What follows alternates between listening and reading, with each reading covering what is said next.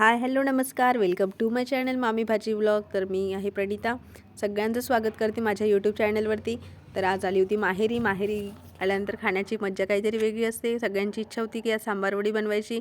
आमच्या विदर्भामध्ये सांबार हा स्वस्त असतो हिवाळ्यामध्ये. तर हिवाळ्याच्या पिरियडमध्ये 2-3दा आमच्याकडे सांबारवडी नक्कीच होते. तर आईकडे आल्यानंतर आता सांबारवडी आज मी बनवणार होती माझ्या हाताने. तर पप्पांनी इथे छान सांबाराच्या जुड्या आणलेल्या होत्या 2-3. स्वच्छ पाण्याने धुवून घेतल्यानंतर तो सांबार चिरून छान सुकण्यासाठी ठेवलेला होता. तोपर्यंत इकडे मी त्या सारणाची पूर्वतयारी करत होते. तर आता इथे 1 वाटी शेंगदाणे, 1 वाटी तीळ आणि 1 वाटी खोबराकीस मी बारीक करून घेतलेला आहे. छान ती तीळ आणि शेंगदाणे बारीक करून घेतलेले आहे भाजल्यानंतर त्याचा छान कूट करून घ्यायचा. तोपर्यंत इकडे सांबारवडीच्या पारीची पूर्वतयारी करत होते.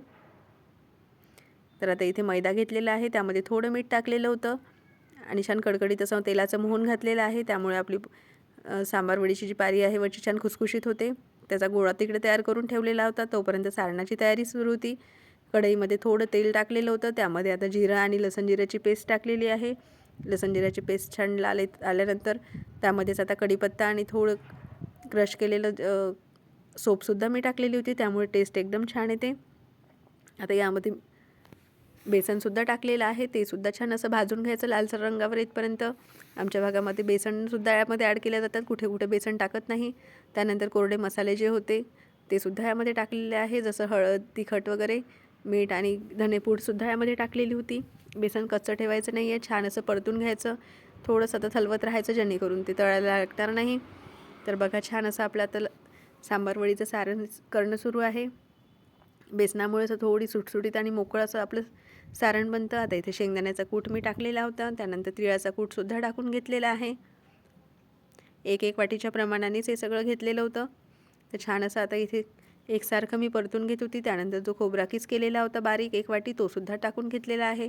थोडा खोबराकीस वरून टाकण्यासाठी ठेवलेला होता. तर बघा छान असं आपलं सारण मोकळं झालेलं आहे. बेसनामुळे ते छान असं कोरडसर होऊन जातं. खूप सुंदर आणि सुटसुटीत इथे सगळं सारण तयार झालेलं होतं, बघू शकता तुम्ही. त्यानंतर आता यामध्ये मी जो आपला सुकलेला सांबार आहे तोसुद्धा आता इथे टाकून घेतलेला होता. जेवढा सांबार जास्त असेल तेवढी आपली सांबारवडी एकदम टेस्टी होते.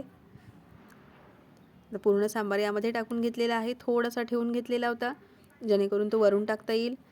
शेवटी वरून टाकण्यासाठी थोडा सांबार आणि थोडी खोबराकीस ठेवलेला होता, तो नंतर यामध्ये लास्टमध्ये मी ॲड करणार होती. छान असं एकसारखं परतून घ्यायचं होतं. गॅसचा फ्लेम एकदम कमी ठेवलेला आहे. बघा आता वरून थोडं सांबार आणि इथे मी खोबराकीसुद्धा टाकून घेतलेला आहे. सुटसुटीत असं आपलं सारण झालेलं आहे. तर आता इथे मी सांबारवड्या तयार करून घेणार होती. छान असा सांबार भरून घेतलेला होता. पूर्ण बाजूला असं वरून छान पाणी लावून घ्यायचं आणि अशी दुमटून सांबारवडी तयार करून घ्यायची. इथे आई छान मिरची तळणार होती. विदर्भ म्हटलं की झणझणीत असं काहीतरी पाहिजे. तर सगळ्या सांबारवड्या माझ्या बनवून इथे झालेल्या होत्या.